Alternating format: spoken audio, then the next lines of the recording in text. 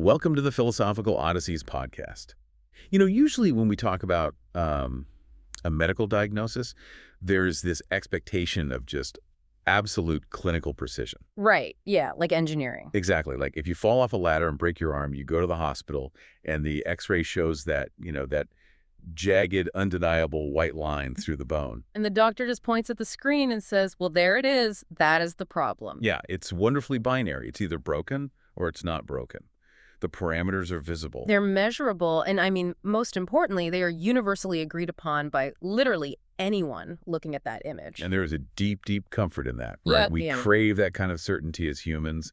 We like our problems to be entirely visible so they can just be, neatly categorized and swiftly fixed. Oh, absolutely. But then you step away from the physical skeleton and you step into the world of human nature. You try to look into the deep, tangled roots of human behavior, into personality and development. And suddenly that X-ray machine is completely useless. Totally useless. We are looking at a diagnostic landscape that is, quite honestly, just incredibly murky. I mean, think about the people in your own life. Right. Why do some individuals constantly seek the spotlight, clawing their way to the center of attention in every single room, while others will do absolutely anything to shrink into the background? It's a huge spectrum. Or even more baffling, why do two siblings raised in the exact same house, by the exact same parents, eating the same meals, turn out so completely differently? Yeah, that's the classic question. Like one becomes a hyper-ambitious CEO, and the other becomes, I don't know, a nomadic artist who entirely rejects all material wealth. How does that actually happen? Well, it is the absolute definition of diagnostic muddy waters, but it is also, without question, the most vital terrain we can ever explore. Yeah, for sure. The fundamental error we often make, I think, is assuming that human psychology is just a random, chaotic collection of reactions to our environment. Like we're just bouncing around. Exactly. We think we are just pinballs bouncing off the bumpers of life, but the reality is far, far more intricate. Human behavior is a highly structured, intensely goal-oriented movement. Okay. To truly understand anyone, and that includes you, the listener, trying to navigate your own career, your relationships, your anxieties, we have to recognize that every person is operating according to a hidden blueprint. A hidden blueprint. Yes, a secret architecture that dictates almost every single choice they make. And today, we're going on a deep dive into that exact blueprint. Our mission here is to explore the foundational principles of human nature and psychology. And we are drawing entirely from the pioneering, intensely pragmatic work of one of the 20th century's greatest psychological minds, Alfred Adler. Yeah, we have this fascinating stack of translated sources detailing his most revolutionary concepts.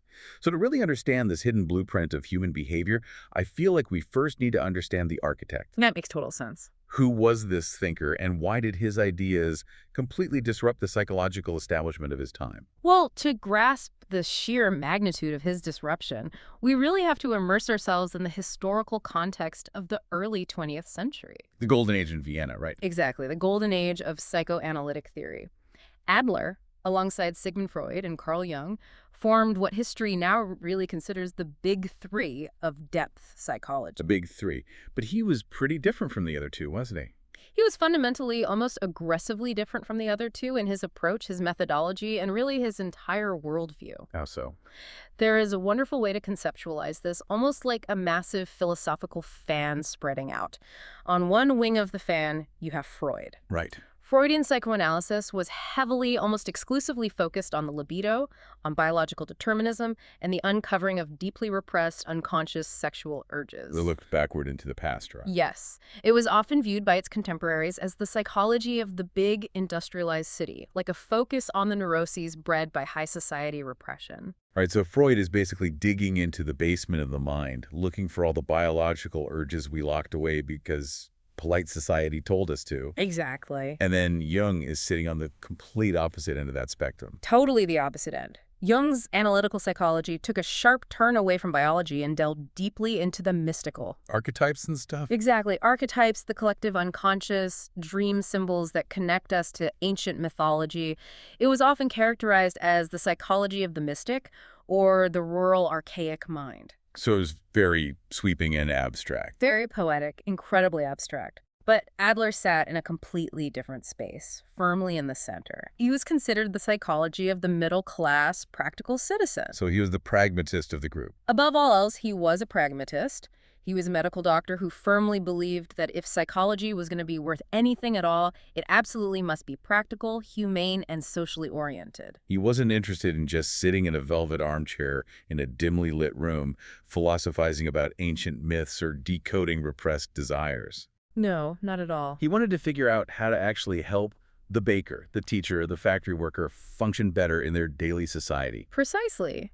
He looked at human beings not as biological machines driven by hidden steam pressure, nor as mystical vessels of ancient wisdom. But as social creatures. Yes, social creatures trying to survive and thrive in a community.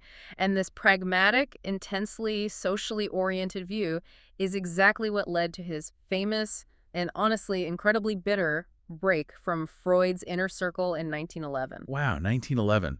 The philosophical differences just became irreconcilable. Completely. Adler explicitly and forcefully rejected the Freudian idea that human beings are purely driven by sexual instincts and past biological urges. Which is a massive paradigm shift. If I can jump in with a way to visualize this, because this contrast is so vital to everything we're going to discuss today. Please do. If Freud thought humans were being pushed from behind by the heavy, unavoidable weight of their past biological urges, Adler thought humans were being pulled forward by their future goals. That is a perfect analogy. It is a complete 180-degree reversal of how we view human motivation. We aren't running away from our past. We are running toward a specific self-created future. Right. But when you look at the historical sources, you really have to wonder, how much did his own uniquely difficult childhood influence this entire revolutionary theory of human nature?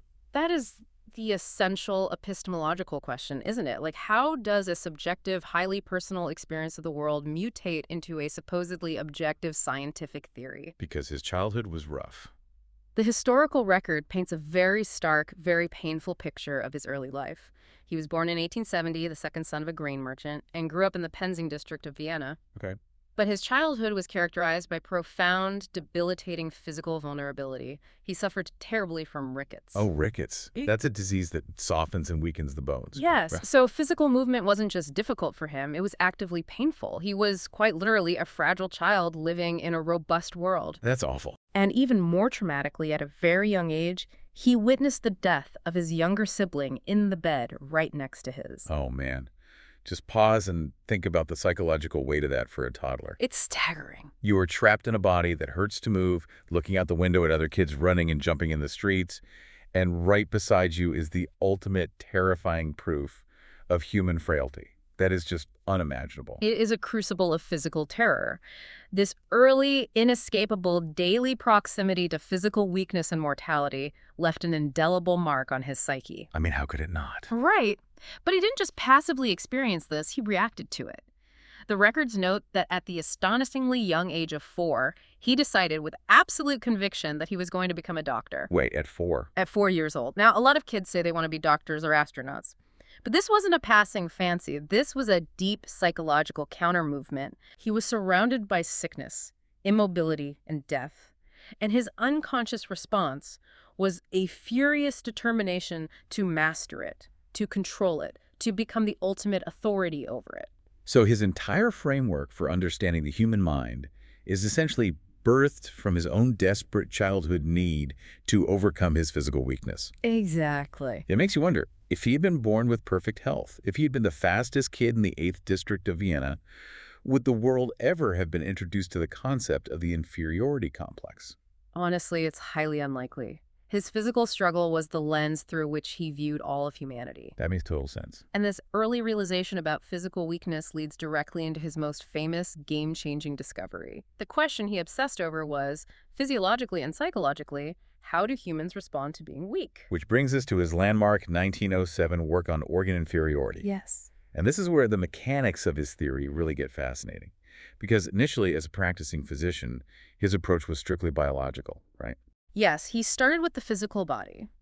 He observed a phenomenon that we now might loosely associate with concepts of neuroplasticity and physiological adaptation long before those terms even existed. Okay, so how did he describe it? He noted that when a biological organ is weak, underdeveloped, or defective, the rest of the body, and specifically the central nervous system, goes into overdrive to compensate for that localized deficit.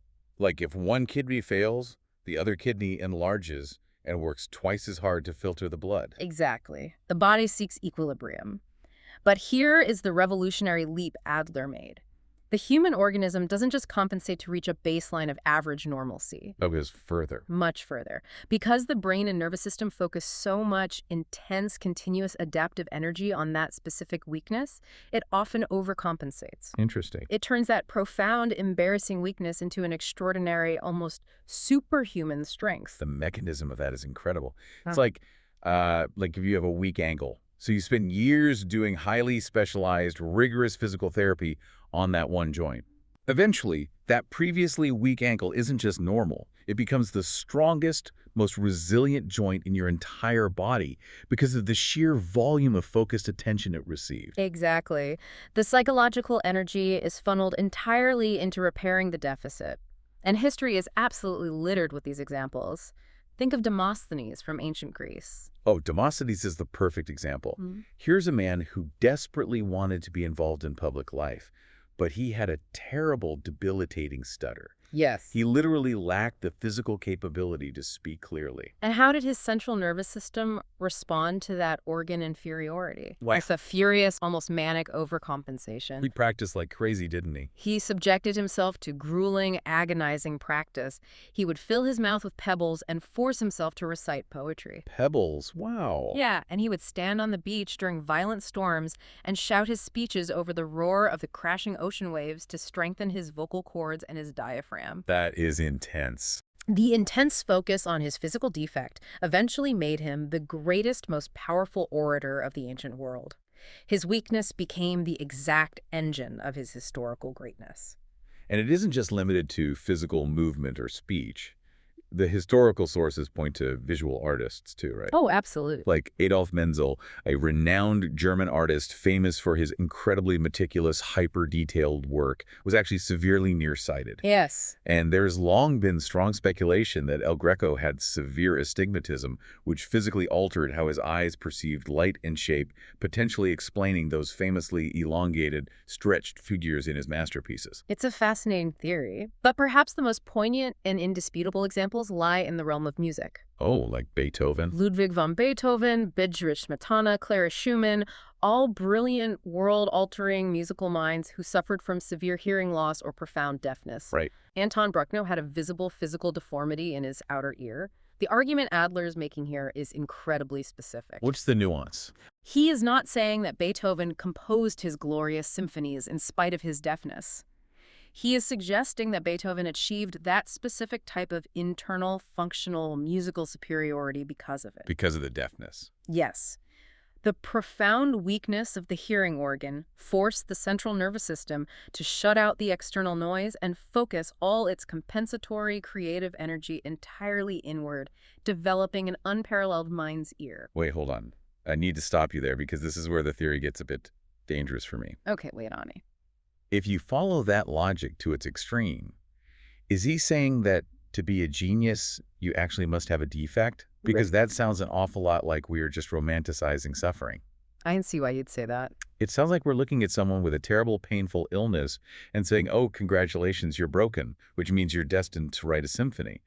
That just feels incredibly dismissive of the actual trauma of illness. That is a deeply valid critique, and it is the exact same wall Adler himself ran into as he expanded his practice. Oh, really? He Yeah. realized it too. He quickly realized that a physical defect alone does not automatically forge a genius.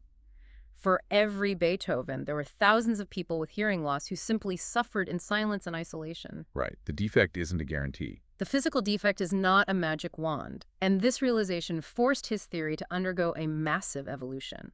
He shifted his focus away from the purely physiological organ inferiority and moved directly into the psychological realm. Okay, so what was the new focus?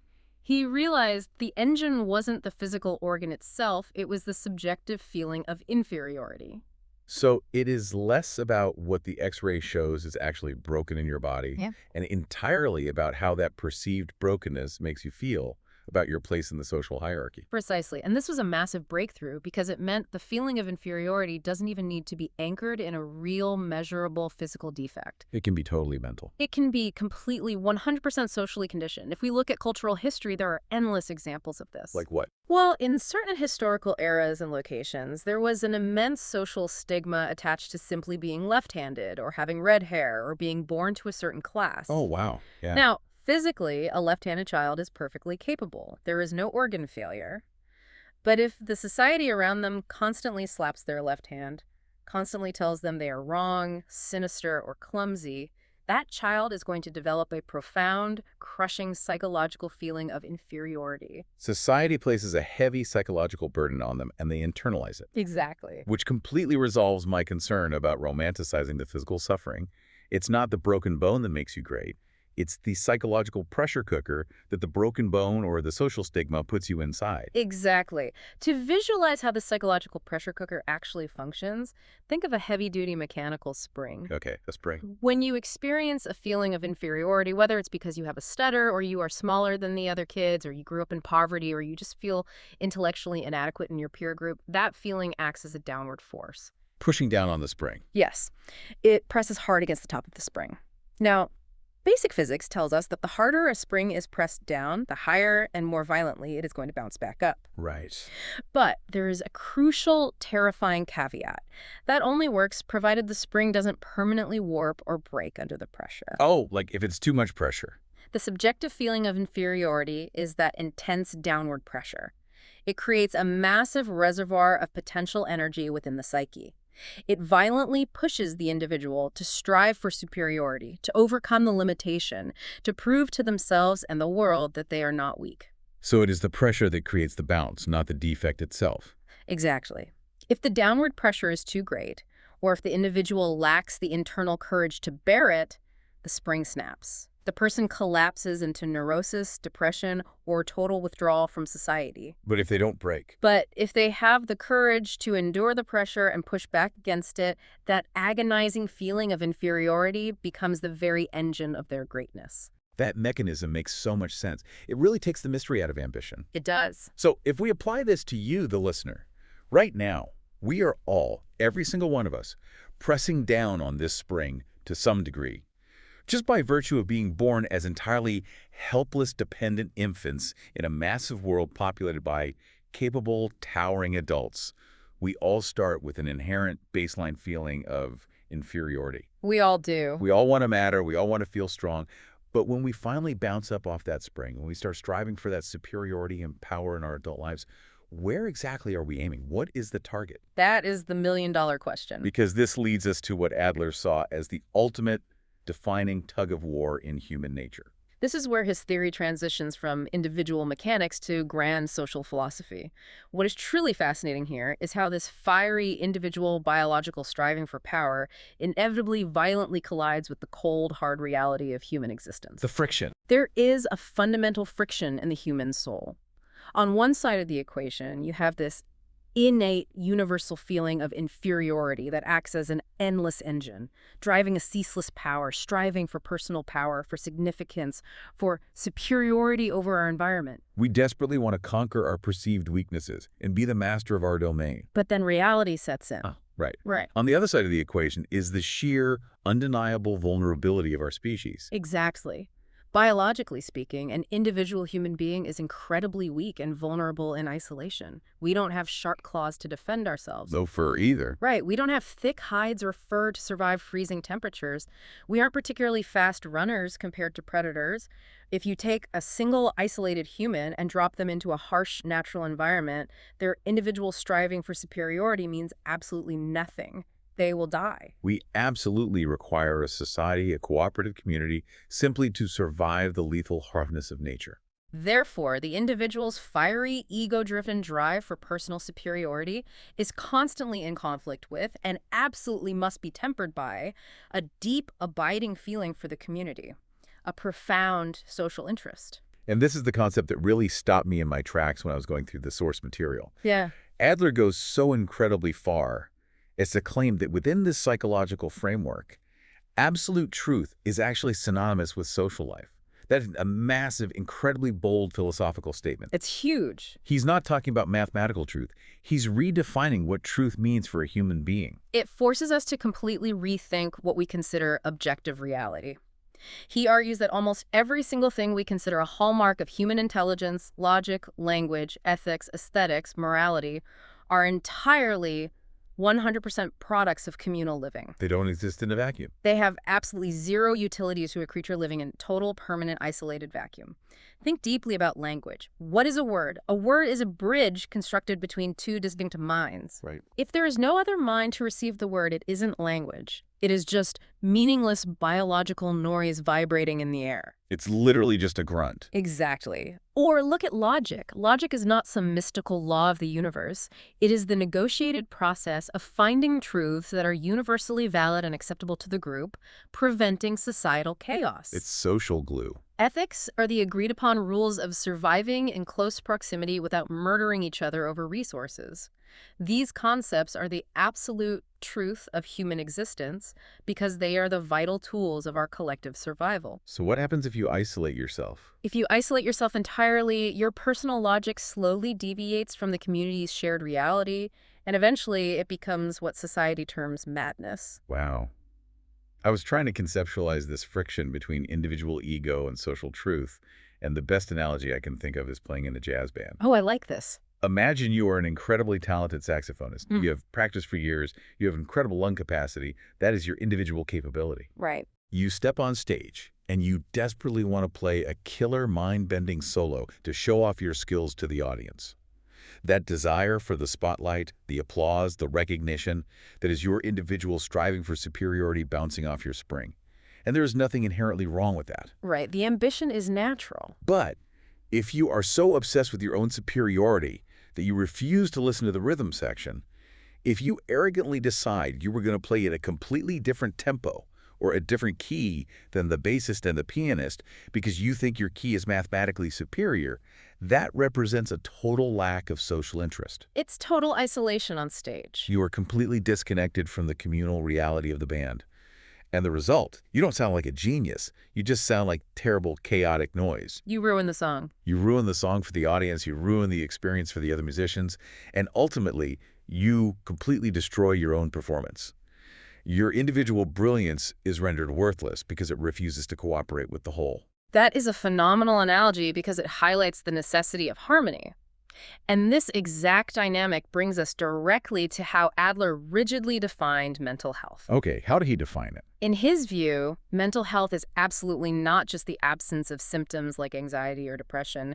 True psychological health is defined by how well a person's fictional life goal, that target they are aiming for when they bounce off their spring of inferiority, aligns with the needs, the rhythm, and the progress of the broader society. So what happens to the people who just refuse to play in key?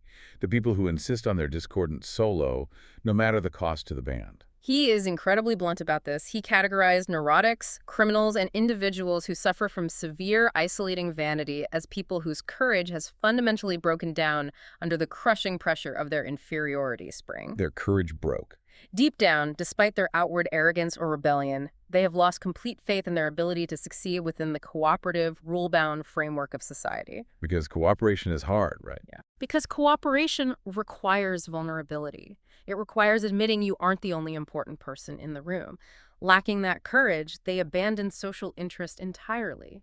So what do they do instead? Instead, they retreat inward and construct highly isolated, intensely self-centered goals.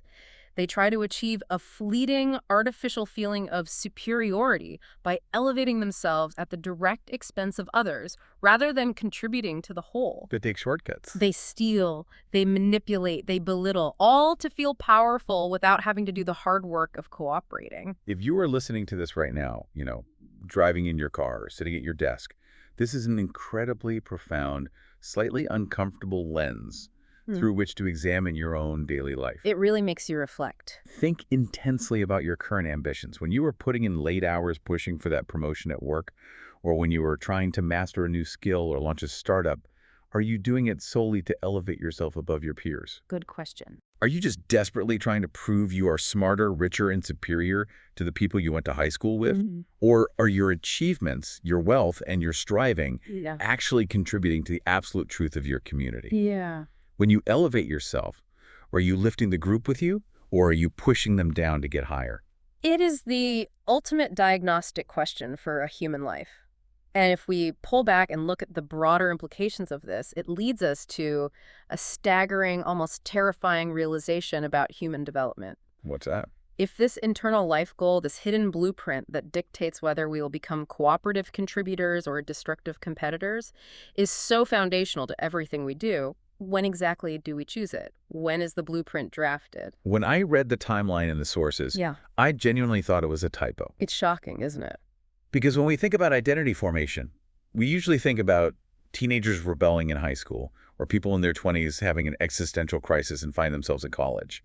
But Adler asserts something completely radical. Very radical. He states that the core life plan, the fundamental psychological trajectory of a person, is crystallized in early childhood, specifically around 3 to 4 years of age. Yes. 3 or 4 years old. He argues that from that incredibly early point onward, the underlying blueprint of a person's psychological movement essentially does not change. It is a radical, highly controversial, and frankly, daunting proposition.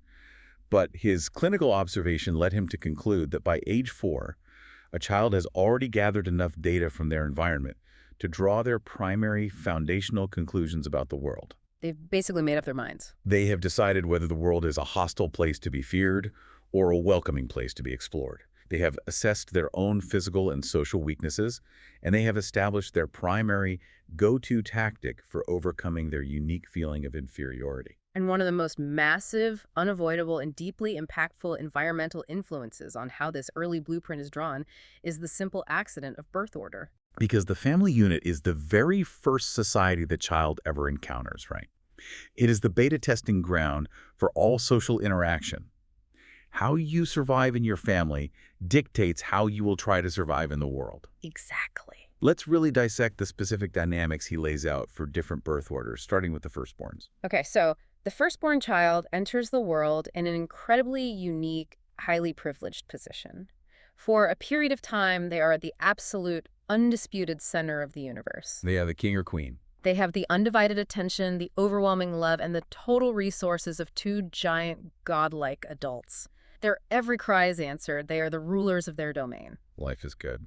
But then, inevitably, a highly traumatic, earth-shattering event occurs.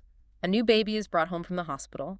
Adler vividly describes this experience for the firstborn as being dethroned. Dethroned. It is a literal psychological coup d'etat. Imagine being an absolute monarch. One day, you are the king. Your subjects adore you. You have all the wealth. And the very next day, without any warning, you are suddenly forced to share your kingdom, your parents' time, and their affection with a screaming, useless intruder who gets all the attention just for existing. Exactly. And this early, profound, pre-verbal experience of possessing supreme power and then abruptly losing it leaves a massive, lasting imprint on the age 4 blueprint. So how does it manifest? It often creates a lifelong, deep-seated reverence for power, authority, and the way things used to be. Firstborns frequently develop a desperate desire to maintain order, a strict respect for rules, and a generally conservative worldview that inherently fears losing status or property, because their first major life experience was exactly that, a loss of status. So they spend their lives trying to get the throne back. Unconsciously, their entire adult life plan often revolves around trying to regain that lost throne. They do this by becoming the responsible one, by aligning themselves heavily with the parents' values, and by seeking positions of authority where they can dictate the rules. They want to be in charge so they can never be dethroned again. And then you contrast that with the second or middle children. Their entry into the family society is completely alien to the firstborn's experience. Entirely different. The second child is never, not for one single second of their life, the undisputed center of the universe. They never had the throne. They don't know what it feels like to have absolute power, so they don't fear losing it in the same way. Instead, they are born into a world where a pacemaker already exists. The older sibling. The older sibling is always right there, just ahead of them. The older sibling is taller, they run faster, they can speak in full sentences, they can open the refrigerator. So the second child feels, from day one, that they are constantly in a race. Always playing catch-up. They are born slightly behind, and they must constantly try to catch up, match, and eventually overtake the leader in front of them. So while the firstborn's blueprint is about maintaining control, the second child's blueprint is fundamentally aggressively competitive. Yes. As a result, second children are often far more rebellious, highly competitive, and relentlessly driven. They feel a constant internal pressure to prove that they can do things better, or, at the very least, completely differently than the established order set by the older sibling. They don't care about the status quo. They don't revere power and the status quo like the firstborn does, because the status quo doesn't benefit them. It benefits the older kid. Their hidden psychological agenda is often to overthrow the establishment, to bypass the rules, or to find a completely new race to run where the older sibling isn't already winning. Wait, I have to pause here. Oh. This is where the theory hits a massive speed bump for me. Uh-oh. If you were sitting across from me telling me that our entire fundamental trajectory is locked in a vault by age 4, Uh-huh. are we just meat robots executing a toddler's script? That's a fair reaction. That sounds incredibly bleak and deterministic. What about lived evolution? If I am a hyper-competitive middle child and my competitiveness costs me a marriage or a job, don't I learn from that? Well, If I touch a hot stove at age 10, the pain teaches me not to do it again. I don't just blindly repeat the 4-year-old script. How does this theory account for the fact that humans clearly learn, read, go to therapy, and evolve over decades? that is the most vital, natural objection anyone can raise against this framework, and we have to look very, very closely at how Adler defines learning from experience. Okay, clarify for me. The argument is absolutely not that we are incapable of learning new facts, acquiring new skills, or avoiding physical pain like a hot stove. So what is the argument? The argument is much more subtle and insidious. People do not actually change their core psychological goals as adults without immense, painful, conscious effort. What we do instead is simply change the form, the camouflage, or the sophistication of the tactics we use to achieve that age 4 goal. So we are still running the same software. We just update the user interface to look more mature. Exactly. Adler argues that we do not learn objectively from our psychological and social experiences. We aren't scientists observing our own lives with perfect detachment. We're biased. Highly biased. Instead, our ego is a master illusionist. We actively twist, manipulate, and filter our lived experiences to validate the pre-existing blueprint we drafted as a toddler. We only absorb the lessons that allow us to maintain our hidden agenda. I'm going to need a really concrete example of how we twist reality like that because it sounds almost delusional. It borders on delusional, yes. Adler provides a brilliant, incredibly common everyday scenario to illustrate this. Okay. Imagine an adult who has a deeply ingrained habit of repeatedly making the exact same detrimental mistake. Let's say they constantly self-sabotage their romantic relationships by becoming irrationally jealous and picking fights just when things get serious. Right, a classic pattern. Now imagine a friend or a therapist sits them down, points out this undeniable pattern clearly, and provides a mountain of objective proof. Texts, emails, past breakups. The evidence is undeniable. How does the person react to this experience?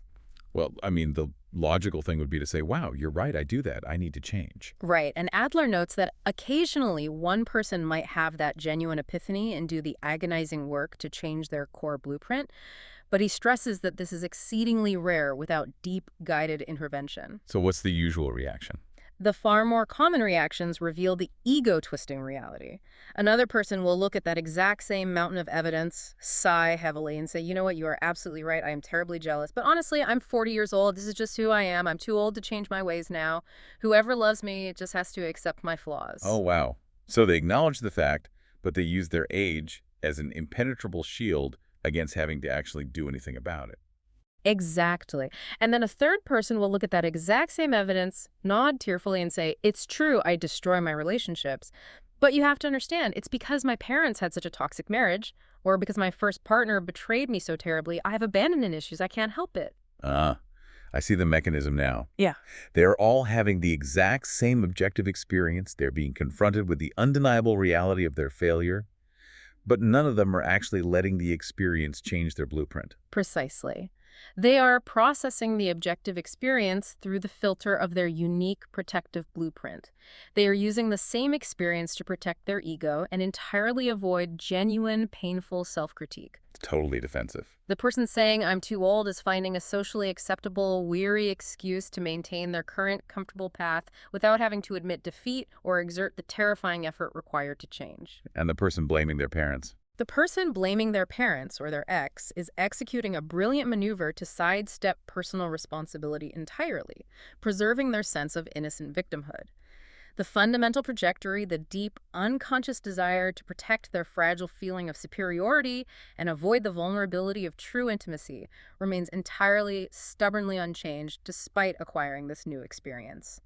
The ego just built a new wall out of the new information. That is deeply unsettling. If our blueprint is hidden so far down in our unconscious, and our ego is literally running a 24/7 PR campaign to twist reality, manufacture excuses, and hide our true motives from us, how can we possibly ever uncover the truth? It's a huge challenge. How do we know what our secret life plan is if our own brain is constantly lying to us to protect our vanity? This is the great diagnostic challenge, and Adler offers a fascinating, incredibly practical answer.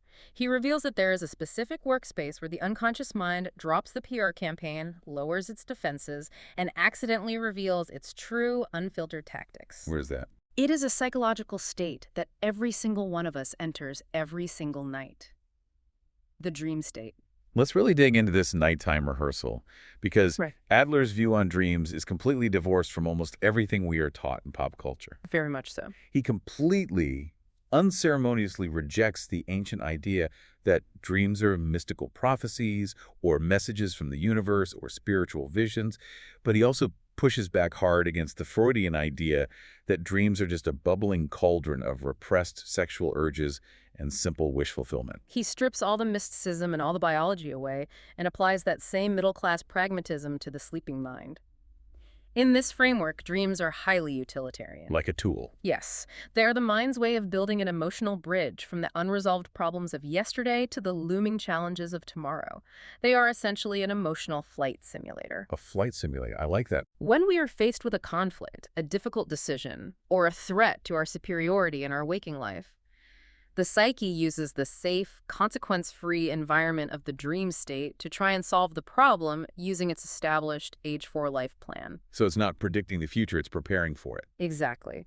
But it's not preparing logically, it's preparing emotionally. The dream generates the specific, potent emotions necessary to justify taking the action that the ego already secretly wants to take the next day, but perhaps lacks the conscious courage to do. The sources give two incredibly vivid, illustrative anecdotes that make this psychological machinery crystal clear. I want to break them down. Let's look at the anniversary dream first. It's a perfect case study. Adler recounts a young married woman who reports a very distressing, vivid dream where her husband entirely forgot their wedding anniversary. Okay. In the dream, she is deeply hurt, she feels neglected, and she wakes up full of righteous, burning indignation. Now, the crucial context that makes this analysis work: in reality, the husband did not forget the anniversary. Oh, he remembered. He actually remembered it, bought a gift, and acknowledged it perfectly.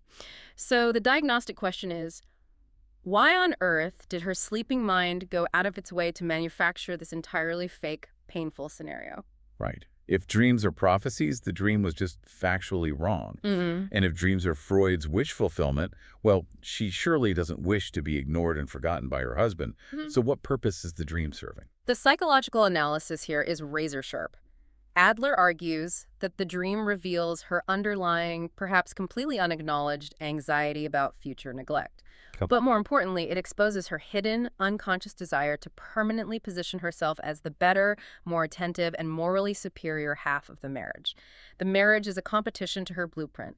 The dream artificially manufactures a scenario where he fails miserably and she is the innocent victim. So she gets to feel the anger and the superiority. Precisely. This dream allows her to wake up carrying a lingering, heavy emotional residue of grievance and superiority.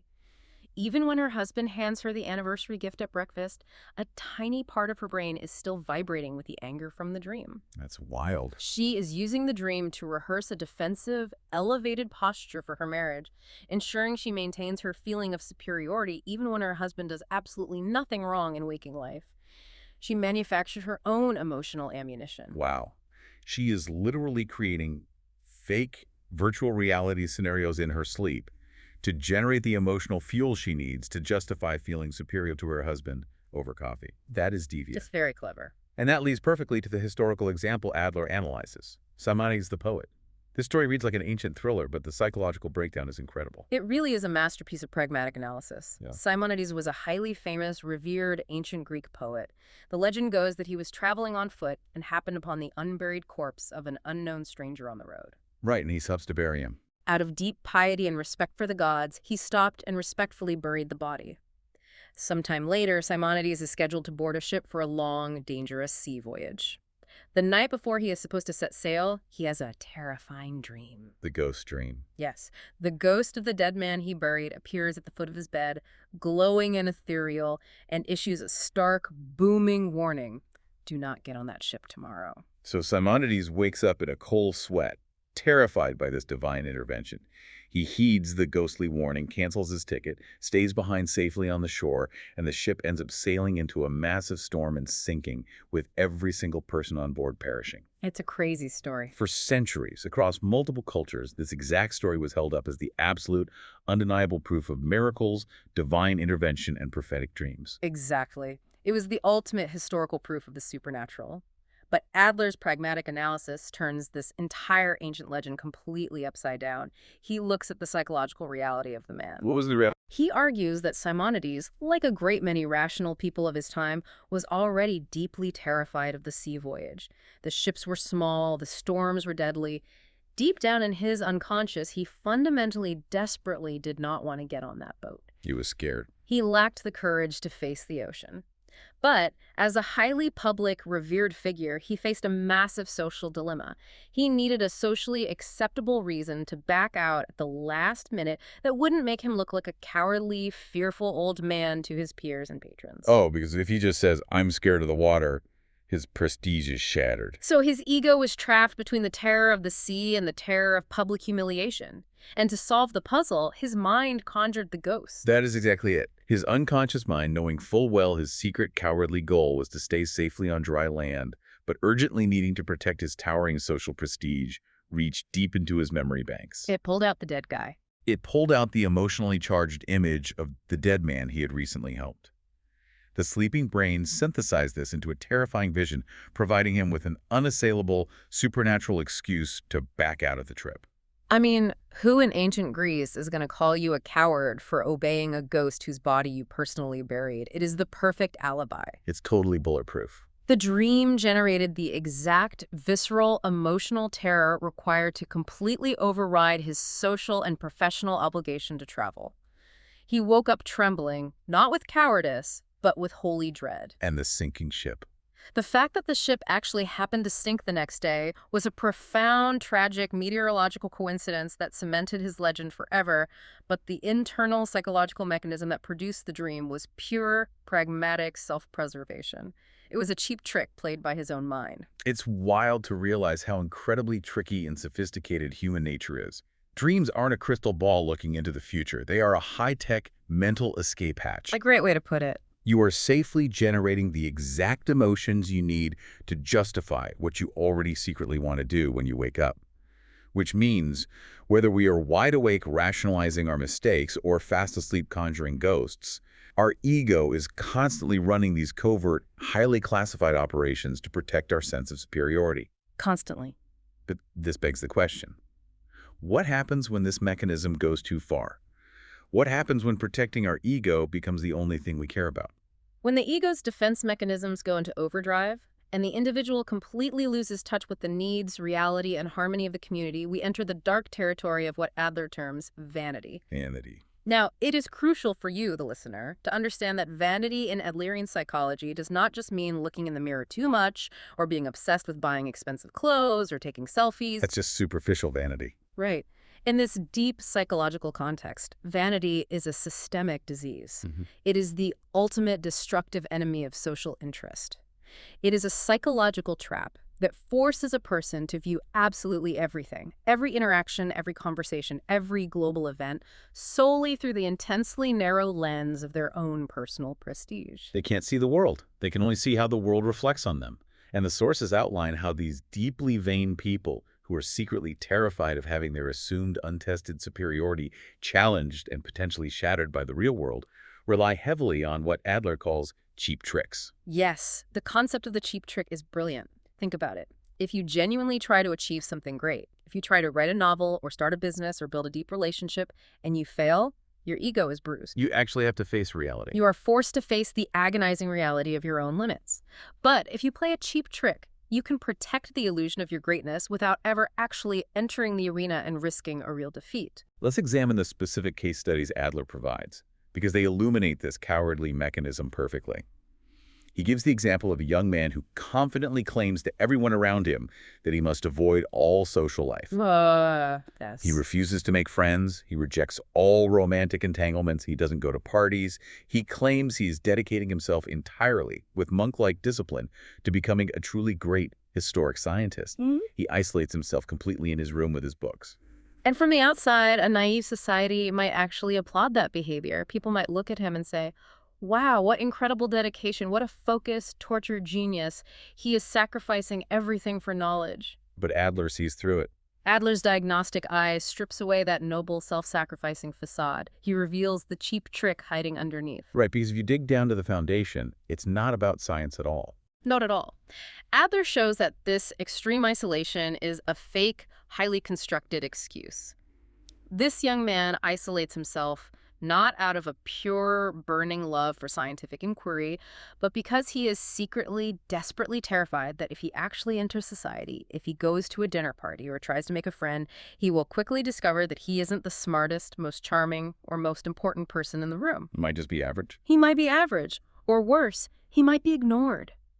By staying entirely alone in his room, surrounded only by his silent books, he can forever maintain the grand, untested illusion of his own supreme, unparalleled genius. It is an incredibly cheap trick to entirely avoid the terrifying risk of social comparison and potential failure. He is winning a race where he is the only runner, and then there is the even more manipulative example of the woman who develops a heart condition. Oh, this one is crazy. Adler describes a patient who mysteriously develops severe heart palpitations, shortness of breath, and debilitating anxiety precisely at the exact moment she is expected to take on basic household duties, adult responsibilities, or confront a family conflict. This is a classic, overwhelmingly powerful example of psychosomatic illness used as a psychological shield. Her body is quite literally translating her unconscious psychological unwillingness to participate cooperatively in her family life into a very real physical ailment. Yes. And the genius of this cheap trick is its dual effectiveness. By being chronically, unpredictably sick, she achieves two massive victories for her vanity simultaneously. What's the first one? First, she completely avoids the mundane responsibilities and conflicts she dreads, because you can't ask a sick person to do the laundry or pay the bills. But second, and more importantly, she actively demands constant care, hushed tones, attention, and servitude from everyone around her. It's the organ inferiority spring analogy again, but completely twisted into a weapon. She is using her feeling of inferiority, her physical illness, to entirely dominate her family. She becomes the tyrant. She becomes the tyrannical, untouchable center of the household, commanding healthy adults through the sheer power of her displayed weakness. You can't argue with her because her heart might give out. It is a brilliant, terrifying strategy for absolute power. It is the tyranny of the weak. But Adler also takes great care to point out that vanity isn't always so dramatic, theatrical, or obvious. It wears very subtle, everyday masks that are much harder to spot. Yeah, let's talk about the subtle masks. Because some of the most deeply vain people I have ever met don't boast or brag at all. They don't walk around telling everyone how great they are. Exactly. Sometimes vanity disguises itself as extreme, feigned modesty. A person might constantly put themselves down, loudly declaring how unskilled or unworthy they are, specifically hoping that others will rush in to violently disagree, flatter them, and reassure them of their brilliance. It's a fishing expedition for compliments. It is a covert operation to extract praise. Or, even more commonly and destructively, vanity manifests as hypercriticism. We all know people who constantly complain, who belittle the achievements of their peers, who watch a movie and only talk about the plot holes, who find the fatal flaw in every optimistic plan. Why do they do that? What is the mechanism there? Because pulling someone else down is a very cheap and entirely effortless way to make yourself look taller. If you lack the courage to build a house yourself, the easiest way to feel superior is to stand on the sidewalk and ruthlessly critique the architecture of the house your neighbor built. That makes so much sense. If you can convince yourself and others that everyone else is stupid, flawed, or corrupt, then by default, you preserve your internal illusion that you are the smart, pure one without having to actually risk achieving anything yourself. It is the coward's path to superiority. And to show exactly where this cowardly path eventually leads, Adler uses a fascinating cultural artifact. He references the old fairy tale of the vinegar jug to illustrate the ultimate, terrifying, logical endpoint of unchecked psychological vanity. Oh, the vinegar jug. Can you break down that analogy for the listener? It is a profound use of folklore. The fairy tale tells the story of a very poor, destitute fisherman who lives in a miserable shack, a vinegar jug, with his wife. One day, he catches a magical fish capable of granting wishes. Okay, classic fairy tale setup. The fisherman's wife, however, is consumed by a deep, dark, insatiable vanity. At first, she demands the fish make her a countess. She gets the title and the mansion. But almost immediately, that prestige isn't enough. She looks up and sees the queen. So she wants to be queen. So she demands to be made queen, then an empress. Finally, her vanity expands to such a monstrous, entirely illogical degree that she looks at the sky and demands the fish make her god. And the magic fish, realizing the utter, incurable madness of her vanity, strips it all away and sends them right back to rotting in the miserable shack. Exactly. Adler uses this to explain what he calls the God complex. This is the logical, inevitable, terminal endpoint of unchecked vanity. When a person completely abandons social interest, their desire to transcend all human limitations, to dominate absolutely everything around them, and to be accountable to no laws and no other people, entirely takes over their psyche. They want to be God. They want to dictate reality. It is the complete tragic severing of the individual mind from the objective reality of the cooperative human condition. It is the definition of madness. Okay, I'm going to interrupt and push back on this because I feel like we are painting ourselves into a moralistic corner. Let's hear it. This entire framework feels like it is heavily condemning all forms of ambition. Isn't ambition inherently good for the species? Don't we absolutely need a little vanity, a little selfish drive for power, prestige, and legacy to create great, enduring art, to build massive companies, to invent vaccines, and to push human civilization forward? That's a really common critique. If everyone is just perfectly humble, perfectly content, and focused only on social harmony, doesn't society just stagnate in the mud? Do we ever figure out how to fly to the moon without massive, towering human ego? That is a vital, historically significant question, and it is a crucial distinction that Adler makes very carefully. It is important to realize he is absolutely not arguing for passive, communist-style mediocrity where no one strives to be better than anyone else. Okay, so where's the line? The psychology explicitly states that great, monumental human achievements are never the result of pure, unadulterated vanity. Pure vanity isolates, it seeks only personal glory, and it almost always seeks it at the direct expense or exploitation of others. So what drives real achievement then? True, lasting human achievements, the ones that actually move civilization forward, that cure diseases, that build bridges, are the result of intense, burning ambition combined with an equally immense social interest. Okay, that is the magic formula. Unpack that combination of ambition and social interest for me. What does that actually look like in the real world?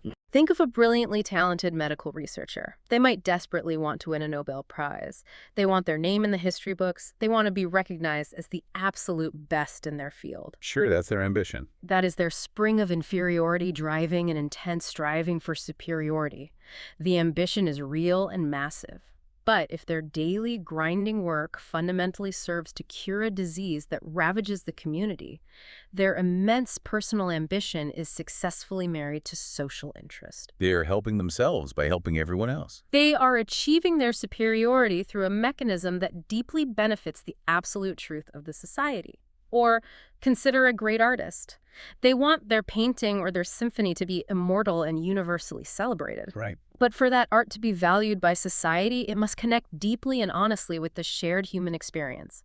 Vanity isolates, destroys, and dominates. True, healthy achievement connects, contributes, and elevates. If ambition loses its tether to social interest, it stops being a tool for progress and becomes a poison to the community. That makes total structural sense. You can have the massive engine of ambition, but social interest has to be the steering wheel. That's a great way to put it. But this leaves us with a very immediate, practical dilemma for everyone listening. Ah.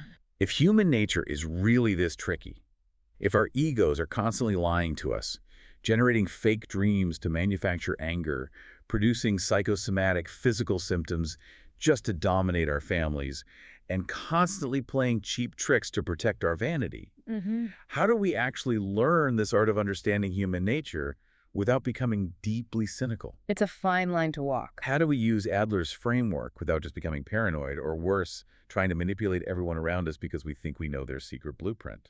Adler was acutely aware of this danger, and the sources are incredibly strict on the ethics of possessing the psychological knowledge. The science of understanding human nature is absolutely not a parlor trick. Right. Adler explicitly warns against the temptation to use this knowledge at a dinner party to casually psychoanalyze the person sitting across the table just to show off how observant and smart you are. Oh, yeah. Like, oh, look at me. I know your hidden age 4 life plan. I know exactly why you chew your nails and interrupt people. Yeah, that is just pure toxic ego dressed up as psychological insight. Precisely. If you use psychology as a weapon to unmask someone publicly, to make them feel small or exposed, that is just another manifestation of your own pathetic vanity. You are simply pulling them down to momentarily elevate yourself. So what's the ethical way to use it? The true, only ethical goal of acquiring this knowledge is strictly to foster empathy.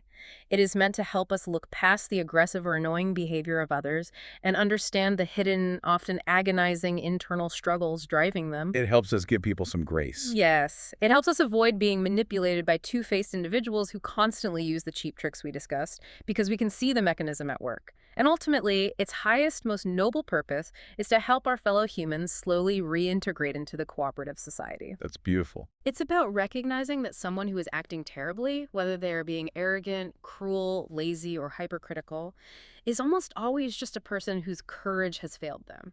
They are someone who is secretly terrified of their own perceived inferiority. And there is a profound, almost counterintuitive point Adler makes about who actually makes the best student of this psychological science.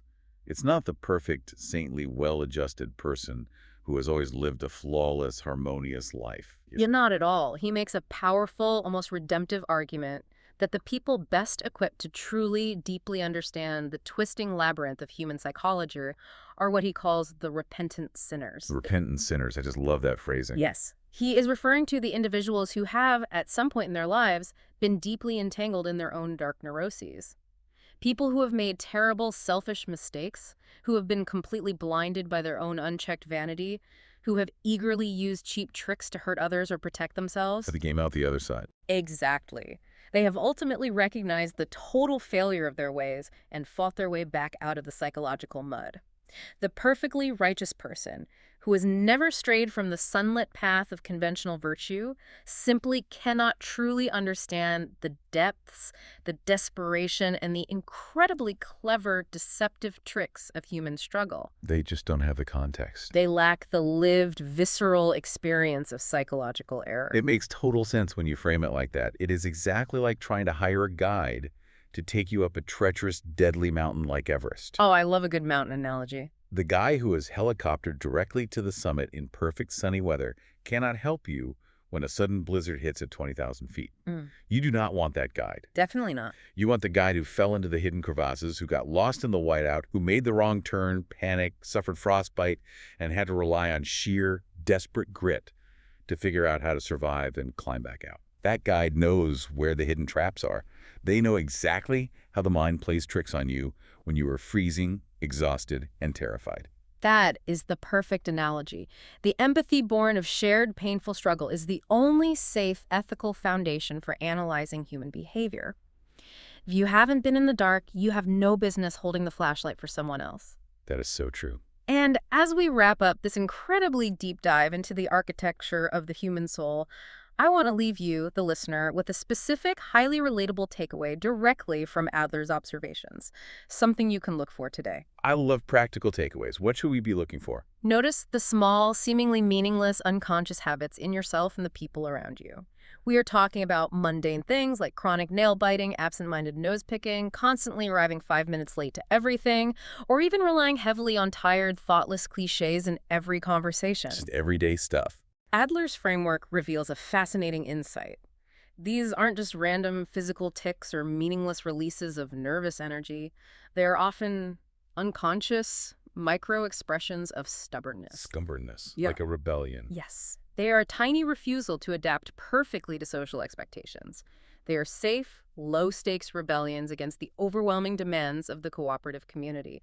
So, the very next time you catch yourself slipping into a bad habit or relying on a verbal crutch, just pause for a second and ask yourself, Ask yourself what? what rule am I secretly trying to break right now? What is my hidden blueprint trying to achieve or avoid in this tiny moment of defiance? What a spectacularly provocative thought to end on.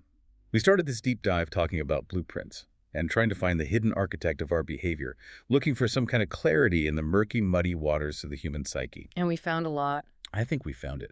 We have seen that, according to this brilliant pragmatist, we are all constantly pressing down on that heavy spring of inferiority. That downward pressure is universal. None of us escapes the feeling of weakness. Absolutely true. But the absolute beauty of this theory is that it makes it clear that the bounce is entirely up to us. It is our choice whether we use the tremendous energy of that spring to bounce up and elevate only ourselves in a lonely, vain, ultimately destructive pursuit of isolated power, or if we use that tremendous energy to elevate the people around us, connect to the world, and contribute to the absolute truth of our shared community. The blueprint is yours to finally understand, and once it is brought into the light of consciousness, it is yours to reshape. Don't forget to follow us and subscribe to stay updated on our latest episodes and never miss a step in this odyssey of thought. Until next time, keep questioning.